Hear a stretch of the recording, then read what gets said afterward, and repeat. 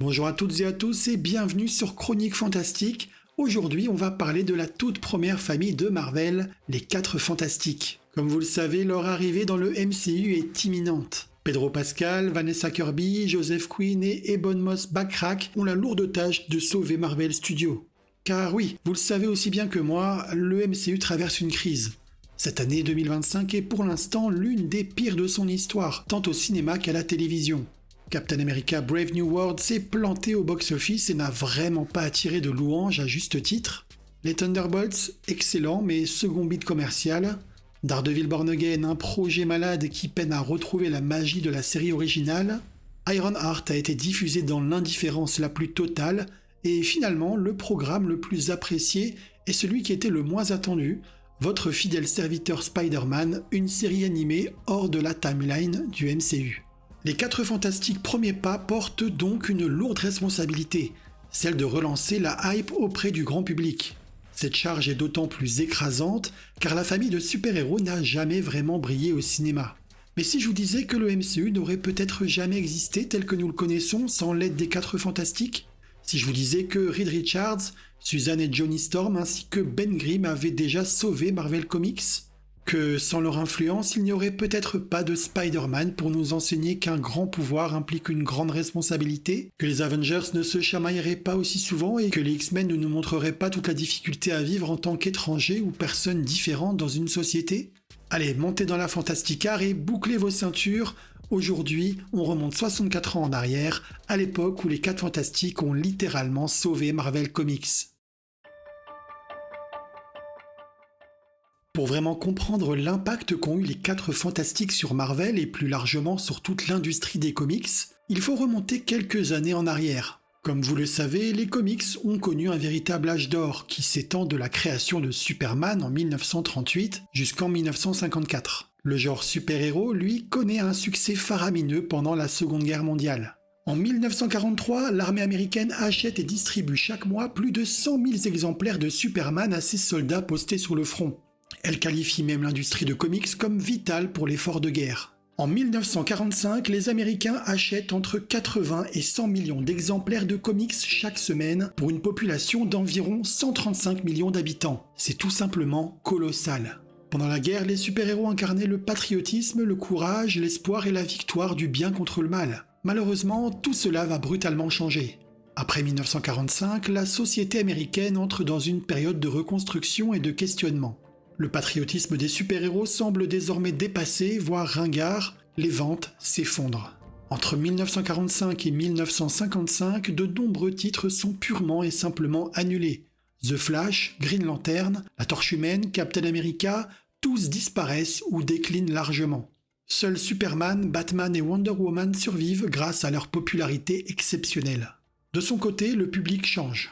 Les enfants qui lisaient des comics de super-héros en 1940 ont grandi. Ils souhaitent désormais lire des récits plus sombres et plus ambigus, et l'industrie s'adapte. On entre alors dans l'âge d'or des comics de crime, d'horreur, de science-fiction et de romance. Mais ces nouveaux genres vont très vite déplaire à une Amérique conservatrice. Les scénaristes n'hésitent pas à aller loin, parfois trop loin pour la morale puritaine dominante. Dans le même temps, le pays devient paranoïaque. Les chasses au communisme et à l'homosexualité font rage. La criminalité augmente.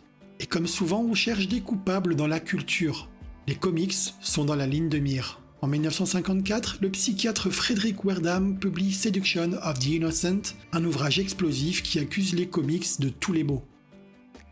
Selon lui, je cite, « Les bandes dessinées sont une invitation à l'analphabétisme, créent une atmosphère de cruauté et de tromperie, stimulent des fantasmes malsains, suggèrent des idées criminelles ou sexuellement anormales. » Le livre rencontre un succès phénoménal. Une partie de l'opinion publique se retourne contre l'industrie des comics, les politiciens s'en mêlent et des autodafés sont même organisés en pleine rue. Pour survivre, les éditeurs de comics n'ont d'autre choix que de s'auto-censurer. En cette même année 1954, ils créent le Comics Code Authority, un organisme qui impose des règles drastiques. La violence, le sang, la sexualité, la drogue ou l'alcool disparaissent des comic books. L'homosexualité, la nudité également. L'autorité doit être respectée et mise en valeur et les criminels n'ont pas le droit de gagner au dénouement d'une histoire. Enfin, toutes les créatures telles que les vampires, les loups-garous et les zombies sont désormais interdites. Mais la censure arrive trop tard. L'image des comics est trop écornée. En 2 ans, la moitié des titres disparaît. La même proportion des éditeurs met la clé sous la porte. Parmi les survivants, un certain Atlas Comics, anciennement Timely, l'éditeur de la Torche Humaine, Namor et Captain America. Un éditeur au bord du gouffre, qui deviendra pourtant, quelques années plus tard, Marvel Comics.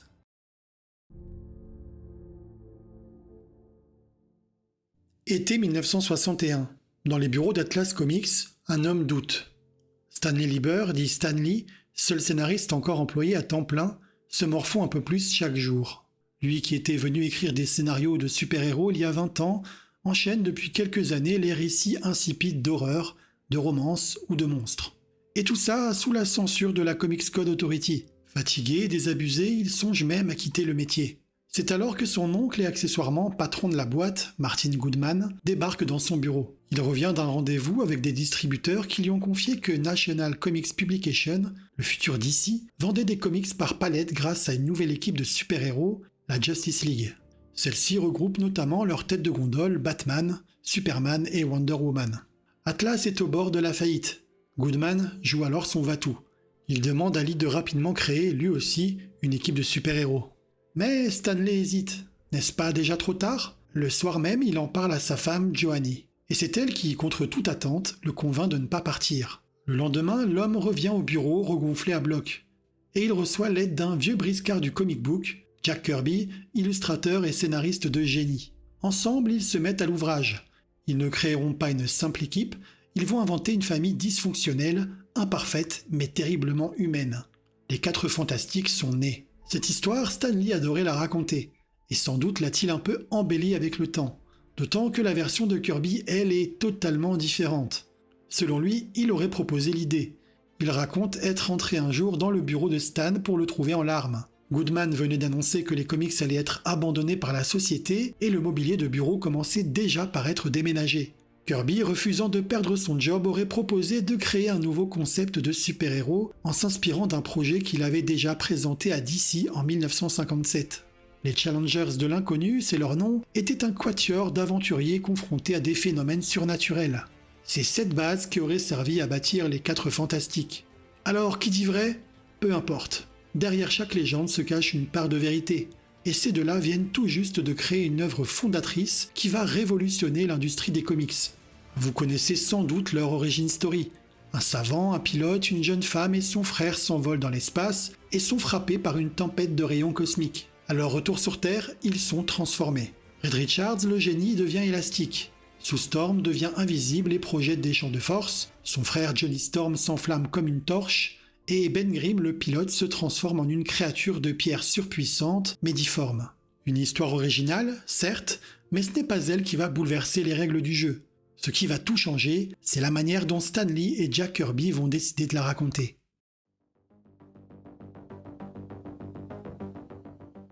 Avant les 4 Fantastiques, les super-héros étaient construits de façon archétypale, presque mythologique. Chez DC, Superman était quasiment invincible et moralement infaillible. Batman, bien qu'ayant vécu un trauma durant son enfance, n'exprimait que rarement ses conflits intérieurs. Wonder Woman restait une icône qui ressentait peu de doutes. Et même chez Timely Comics, Captain America incarnait un patriotisme très binaire. Le bien contre le mal, le courage face à la lâcheté. Stan Lee et Jack Kirby avaient compris le problème. Ces héros, bien que symboliques, étaient inaccessibles. On pouvait difficilement s'identifier à eux. Alors, pour leurs 4 Fantastiques, ils renversent complètement la table et décident d'approfondir leur aspect psychologique. Ils leur donnent des failles, des émotions, de la colère, des doutes, bref, ils sont terriblement humains. Ben Grimm est rempli de rage, d'amertume, de rejet de soi. Sue Storm peine à exister dans ce monde d'hommes, elle se sent littéralement invisible. Johnny, le plus jeune de la bande, est impulsif, immature, imprévisible. Enfin, Reed, le savant, porte la culpabilité d'avoir exposé ses proches à un destin qu'ils n'ont pas choisi. Il se montre émotionnellement très distant. Cette famille passe beaucoup de temps à se disputer, à s'aimer, à interagir avec de nouveaux personnages, parfois même avec de simples passants. Et ça, en 1961, c'était du jamais vu dans un comic book de super-héros. Autre chose, ils ne perçoivent pas leur pouvoir comme une bénédiction. Au contraire, Kirby et Lee voulaient jouer avec l'idée qu'être un super-héros pouvait représenter une malédiction. Pour eux, l'héroïsme a un prix, un coût psychologique important. Pour eux, les personnes sous le costume sont aussi importantes que les super-pouvoirs. Et justement, durant leurs 2 premiers numéros, les 4 Fantastiques ne portent même pas de costume. Reed, Susan, Johnny et Ben agissent en tant que civils. Pas encore de surnom, pas de look tape à l'œil, juste des scientifiques ordinaires confrontés à l'extraordinaire. Dans Fantastic Four numéro 3, ils adoptent enfin leur costume bleu iconique avec le 4 sur la poitrine. Mais là encore, il s'agit d'une tenue pratique inventée par Reed, capable de résister au feu, de s'étirer et de devenir invisible. Cela renforce leur identité d'équipe, mais aussi leur lien familial. Ces costumes représentent l'étape où ils embrassent pleinement leur mission collective après avoir traversé une origin story compliquée. Enfin, Kirby et Lee vont aussi insérer fréquemment des métaphores sociales et politiques dans leur narration, histoire d'ancrer l'équipe dans son époque. Déjà, la création des 4 Fantastiques coïncide avec les débuts de la course à l'espace. La population rêve d'étoiles et ces histoires viennent nourrir un imaginaire. Autre exemple avec les Skrulls, une race alien métamorphe qui apparaît dans le comic book et qui cherche à infiltrer la société humaine. Cette idée est directement inspirée de la paranoïa ambiante de l'époque, avec notamment la peur que des espions russes infiltrent le territoire américain. De même, les menaces cosmiques comme Galactus ou Annihilus évoquent la peur d'un cataclysme à l'échelle mondiale. Cela rappelle évidemment la menace nucléaire alors que le monde est divisé en 2 blocs. L'exposition aux rayons cosmiques, quant à elle, reflète les angoisses scientifiques concernant les effets des radiations et les mutations, 2 sujets majeurs de l'après-bombe atomique.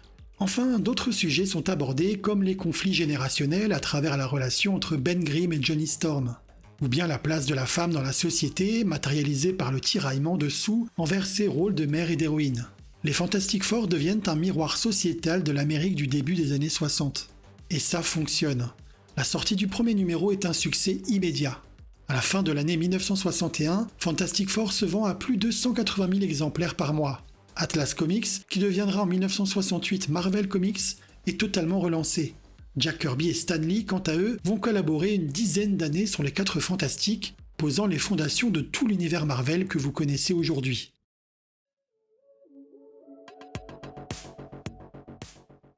Moins d'1 an après le lancement des Fantastic Four, la minuscule division d'Atlas Comics se transforme en ruche créative. Hulk, Ant-Man, Spider-Man et Thor débarquent tous dans cet univers en pleine ébullition. À travers leur série, les 4 Fantastiques deviennent un laboratoire où apparaissent un nombre impressionnant de personnages, de lieux et d'aventures emblématiques. Dans l'issue numéro 4, Namor fait son grand retour. Le tout premier héros de Marvel, créé en 1939, tombe instantanément amoureux de Susan Storm. Le tout premier triangle amoureux des comics de super-héros est lancé. Dans le numéro 13, on découvre le Gardien, que vous connaissez peut-être grâce à la série What If. Sans les 4 Fantastiques, vous ne connaîtriez pas non plus Black Panther, apparu pour la première fois dans Fantastic Four 52. Suivent ensuite les Inhumains, les Skrulls, Ramatout, un variant de Kang, et la première version d'Adam Warlock. Et puis il y a la naissance de Franklin Richards, fils de Reed et Susan, l'un des êtres les plus puissants de tout l'univers Marvel, apparu dans Fantastic Four annual numéro 6, en même temps qu'un certain Annihilus. Et les 4 Fantastiques ne se contentent pas simplement de leur titre. Ils vivent également à travers les numéros des autres super-héros. Ils apparaissent ainsi dans The Amazing Spider-Man pour booster les ventes du petit nouveau. Bien sûr, on ne peut pas passer à côté de leur antagoniste principal. Dès l'issue numéro 5, Jack Kirby et Stan Lee ajoutent Victor Von Doom, un personnage charismatique, brillant et torturé, qui va devenir l'un des super-vilains les plus puissants, complexes et populaires de l'univers Marvel. Difficile également de ne pas citer Galactus et de son héros, le surfeur d'argent. Eh bien, sachez que leur introduction représente également une petite révolution pour l'industrie des comics. Pour la première fois, la narration devient feuilletonnante en s'étendant sur 3 numéros, les 48, 49 et 50. Tout y est. Un arc narratif complexe composé d'une intrigue principale et de plusieurs sous-intrigues, des cliffhangers et une continuité directe entre chaque issue. Cette œuvre est toujours considérée comme l'une des plus grandes histoires des comics, dont vous verrez l'adaptation dans le prochain film des Fantastic Four. Enfin, plusieurs concepts comme l'exploration du multivers, les extra-dimensions et la zone négative doivent aussi énormément au récit des 4 Fantastiques. Des runs entiers comme Secret Invasion, Annihilation et bien sûr Secret Wars n'existeraient pas sans la première famille de Marvel. Contre vents et marées, elle est toujours présente dans les comics, malgré une perte de popularité des années 90 jusqu'à la fin des années 2000. La qualité plutôt médiocre des 3 films qui lui ont été consacrés n'ont pas aidé, à tel point que de 2015 à 2018, Marvel décide tout simplement d'arrêter la parution des 4 Fantastiques pour ne pas nourrir la Fox de nouveaux scénarios. Mais en 2017, Disney rachète la Fox. Les X-Men et les 4 Fantastiques reviennent officiellement à la maison. Et aujourd'hui, c'est l'heure du renouveau. La première famille de Marvel s'apprête à faire son arrivée dans le MCU dans une ambiance rétro-futuriste des années 60. Récemment, des rumeurs prétendent que Reed Richards pourrait même mener l'équipe des Avengers pour affronter Doctor Doom dans Avengers Doomsday et Avengers Secret Wars. Et si encore une fois, les 4 Fantastiques sauvaient Marvel? Et voilà, vous savez désormais pourquoi les 4 Fantastiques ne sont pas qu'un simple groupe de super-héros. Ils sont les membres fondateurs d'un univers devenu mythique, les pionniers d'une nouvelle façon de raconter des histoires. Sans eux, il n'y aurait probablement ni Spider-Man, ni Avengers, ni MCU. Si cette vidéo vous a plu, n'hésitez pas à laisser un petit pouce bleu, à vous abonner à la chaîne et à activer la cloche pour ne rien manquer des prochaines vidéos. Et surtout, dites-moi en commentaire ce que vous attendez du film. Merci à vous et à très vite sur Chroniques Fantastiques. Ciao!